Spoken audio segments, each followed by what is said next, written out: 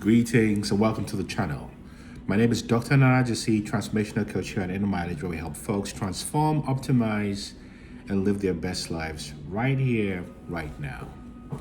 Today we're going to be talking about what a narcissist is, from an origin story, the psychology of it, the purpose of narcissism, giving you a deep understanding from a scholarly and a spiritual perspective. So, often the question is, what's a narcissist? Where do they come from? And the most unsettling question overall is, why do they even exist? Why do they even exist? Why? In our deep dive today, we're not just skimming at the surface of narcissistic behavior. No, we're going to explore how narcissists are created, the psychological and neurological science behind narcissism, the spiritual implications, how ancient wisdom viewed narcissism long before it had a clinical name, and most importantly, how to neutralize narcissism in our personal lives and as a collective. I know this is going to be paradigm shifting, so stick with us until the end. And if this resonates or you relate to any of this, type transform in the comments section to let us know how you feel and if we can be of help to you. Now, let's start with a definition of what a narcissist is. Narcissism is a term that's thrown around quite loosely, and it's largely because it's become more evident to us, particularly after the global shutdown a few years ago. But clinically, it has a very, very precise meaning. According to the DSM-5, which is a statistical manual for diagnosis used by the American Psychological Association, NPD, or narcissistic personality disorder, is a pattern of grandiosity, a constant need for admiration, and a profound lack of empathy. And again, the traits include a grandiose sense of importance, a fantasy world of unlimited success, power, and brilliance, a belief in being uniquely special with no basis, a constant need for admiration, a sense of entitlement, exploitation of others for personal gain, a lack of empathy, and often arrogant or very haughty, prideful behaviors. So before psychology ever defined narcissism, ancient wisdom already warned us about the dangers of the false self. The Bhagavad Gita, which is the Hindu spiritual text, warns against ahamkara,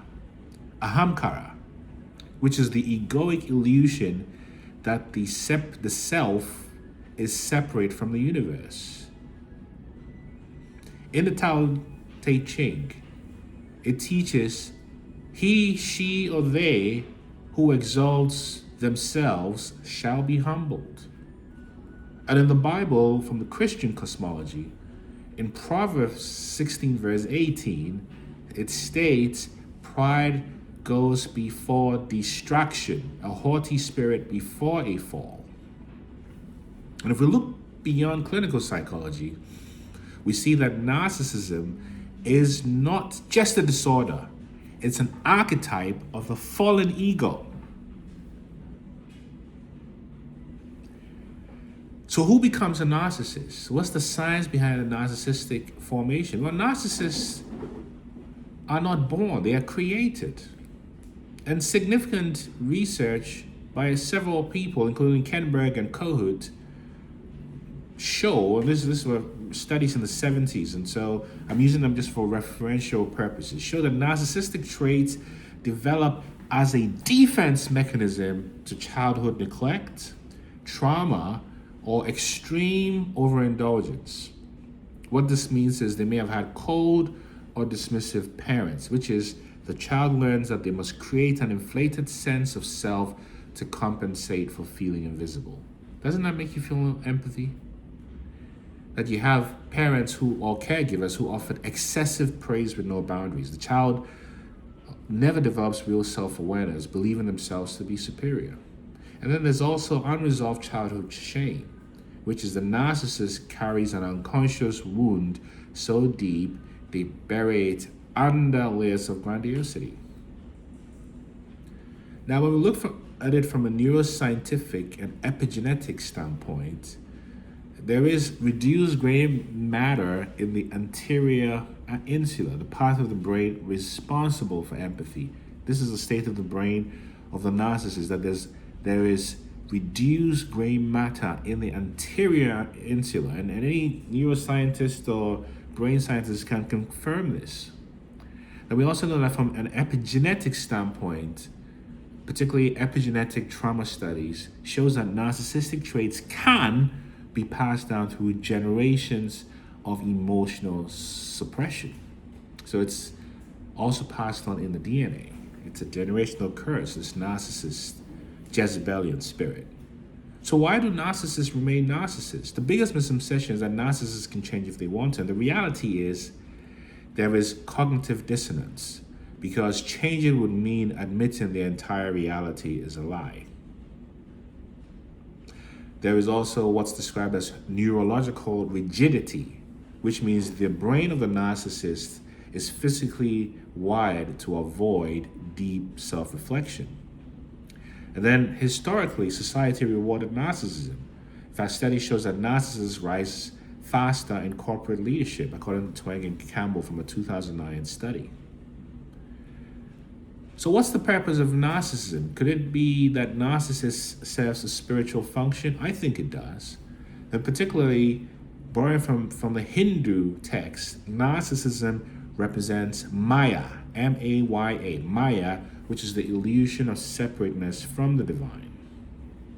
In Buddhism, narcissism is referred to as dukkha in the language of the Buddha Pali, which means suffering that is caused by attachment to the ego or to ego. You see? And in the Bible, Lucifer's fall is the ultimate symbol of narcissism. I will ascend above the clouds. I will be like the Most High. I'm sure there are references from other spiritual traditions, but for the sake of time, we'll keep it brief. But you realize that perhaps from a spiritual perspective, narcissists primarily exist as mirrors, forcing us to confront the cost of egoic delusion. Do you see? This is what it is. Because the narcissist reflects the most acute form of the lower nature of humanity. And the narcissist lives in this low vibrational state without abatement because of the horror of the trauma that they've experienced and the inability to regulate. Therefore, they want you to join them there because that's how they regulate themselves. And the best source of narcissistic supply, which is the energy they get from doing bad things to people to get attention, is the empath. So the question becomes, how do we neutralize narcissism? And certainly, I'll cover psychological and spiritual examples. So psychologically, certainly working with a licensed mental health therapist, a certified coach like myself who's had this experience, helps. And there's all kinds of psychological interventions like eye movement desensitization, reprocessing, all kinds of therapeutic interventions, internal family systems, cognitive behavior therapy. This all are useful.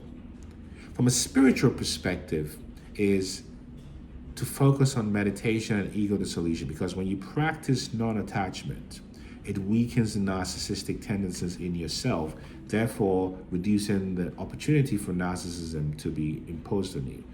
And certainly our corporations need shift in leadership training to emphasize leadership empathy over dominance. And emotional intelligence should and can be taught in our schools.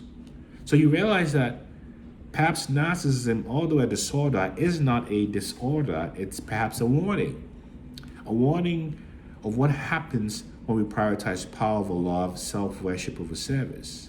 Because the Bhagavad Gita says, abandon all attachments to results to attain peace. And if we understand this, we can rise above narcissism, not just in ourselves, but in the world. Don't forget to hit the notification button so you can be apprised whenever there are new videos. Remember to like, subscribe to the channel, and share this video with anyone who can benefit from this. And if you're taking anything away from this, you know that love is the highest solution. There's absolutely no one like you. Keep ascending, and see you next time.